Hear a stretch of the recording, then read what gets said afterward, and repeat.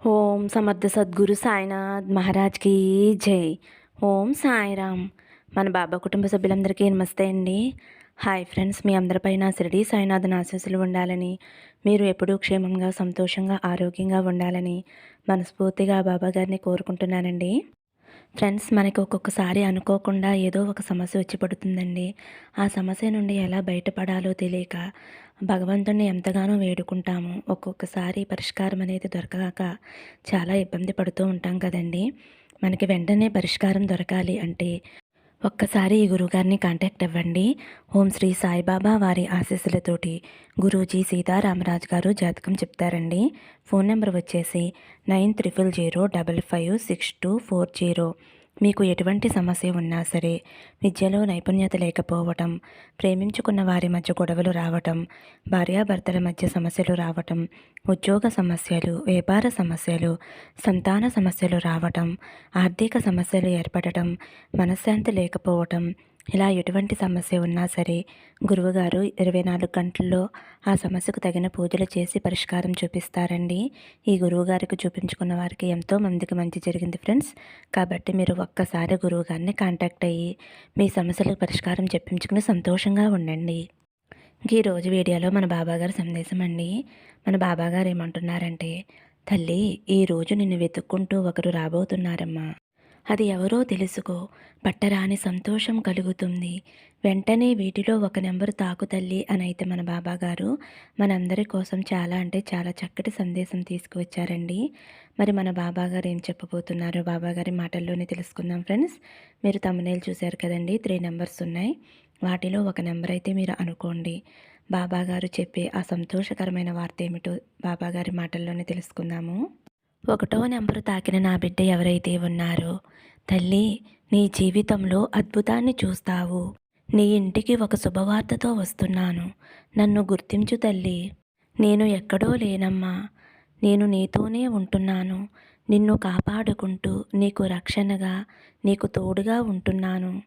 ఎటువంటి చెడు శక్తి నీ దగ్గరికి రాకుండా నీ చుట్టూ రక్షణ కవచం ఏర్పాటు చేస్తున్నానమ్మా. ఈరోజు మంచి శుభవార్త చెప్పటానికే నీ దగ్గరికి నేను వస్తున్నానమ్మా. నన్ను గుర్తించు తల్లి. ఇంక నువ్వు ఎలాంటి బెంగా పెట్టుకోవద్దు.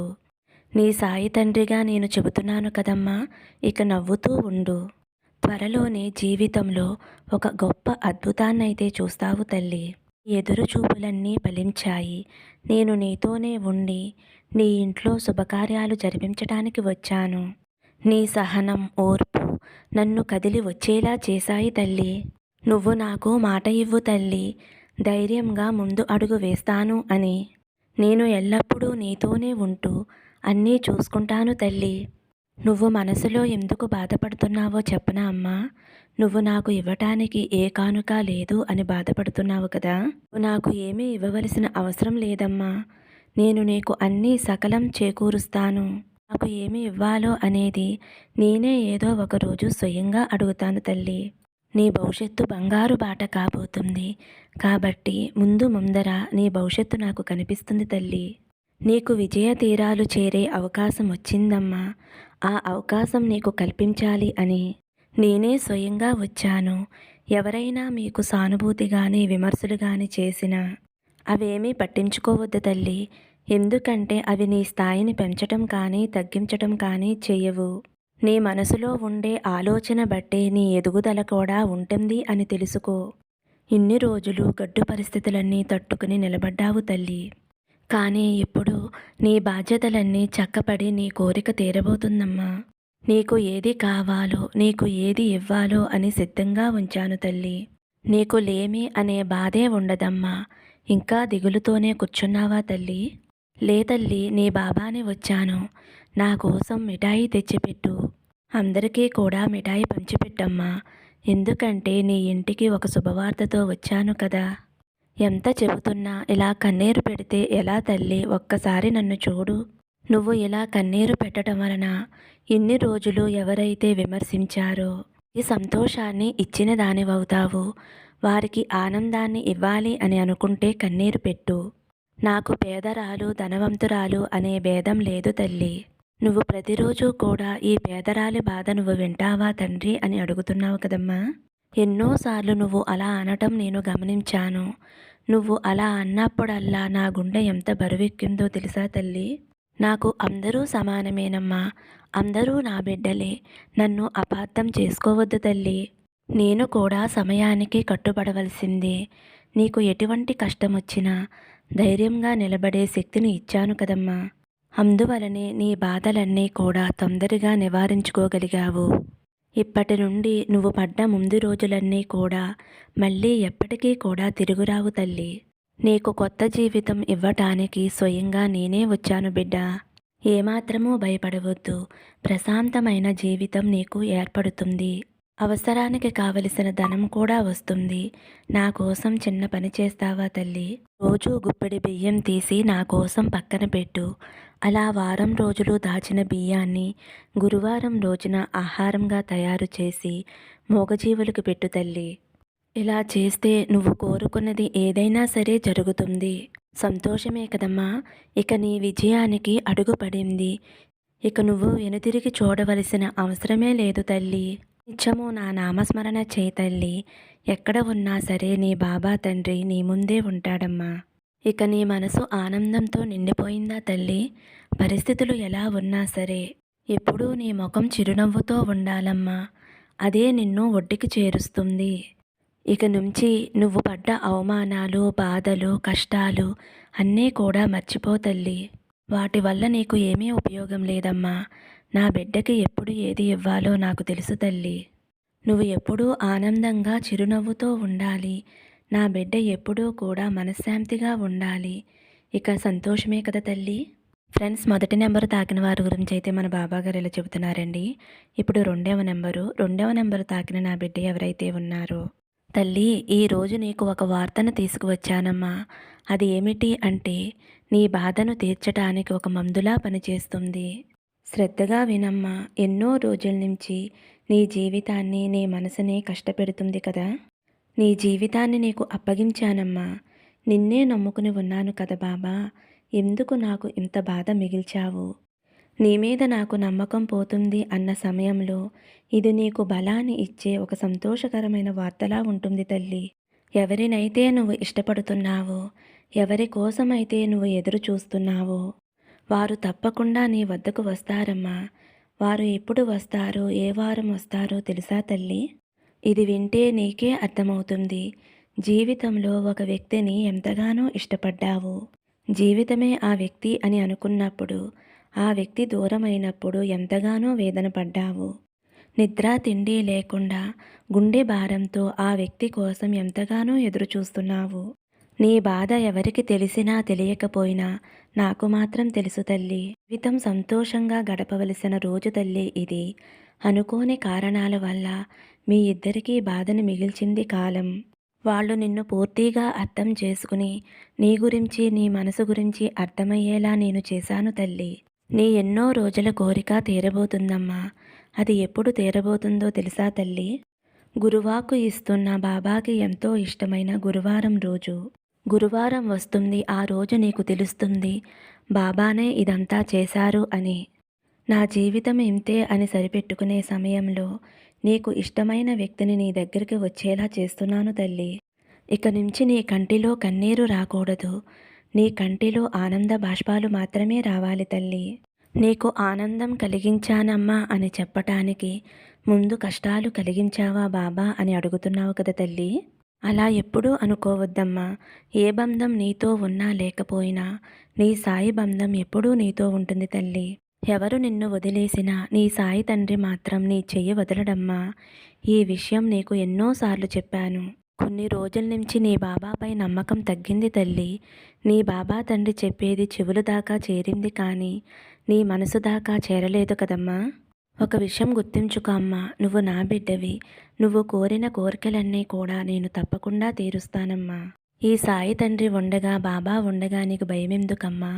అందరి దగ్గర మంచిగా మాట్లాడుతూ వచ్చిన బంధంతో ఆనందంగా, సంతోషంగా గడుపు తల్లి అనైతే మన బాబా గారు రెండవ నెంబర్ తాకిన వారి గురించి అయితే ఇలా చెబుతున్నారండి.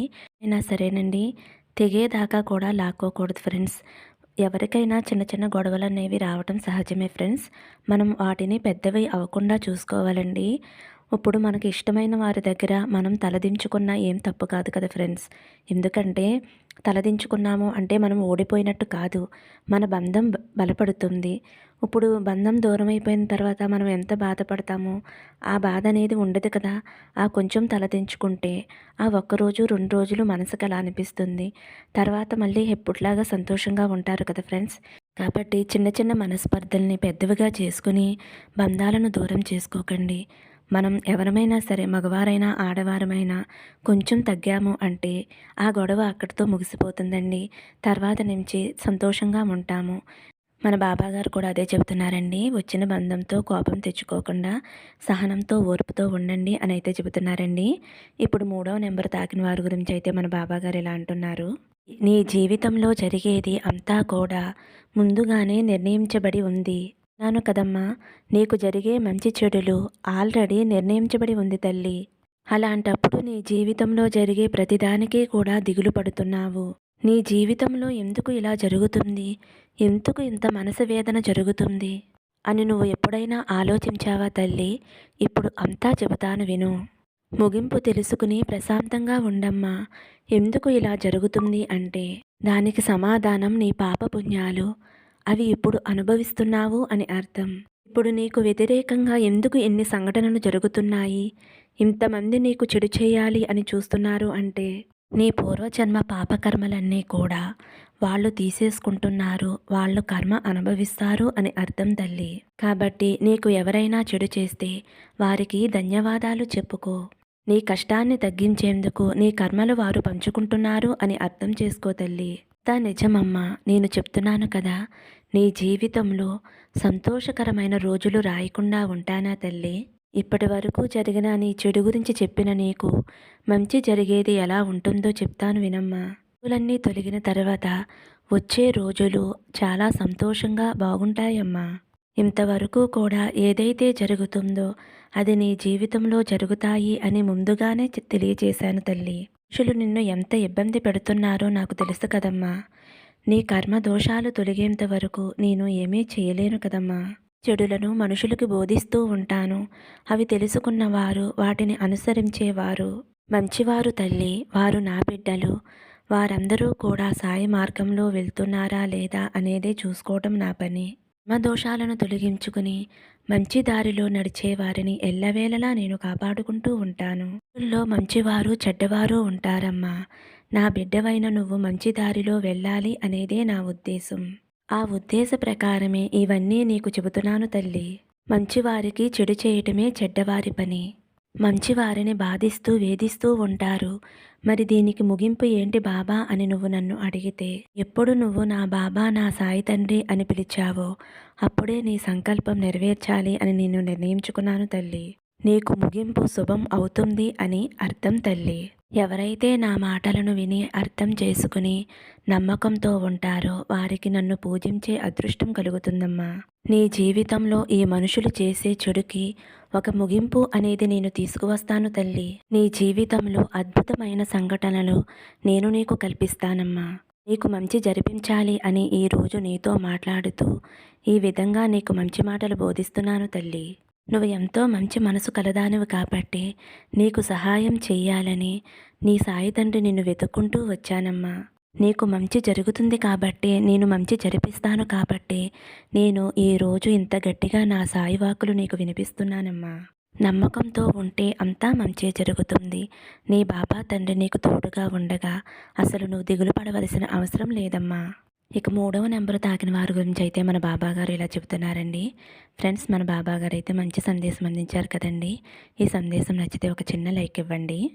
సర్వే జన సుఖినో భవంతు. సమస్తం సద్గురు సాయినాథార్పణమస్తు. శుభం భవతు. జై సాయిరామ్.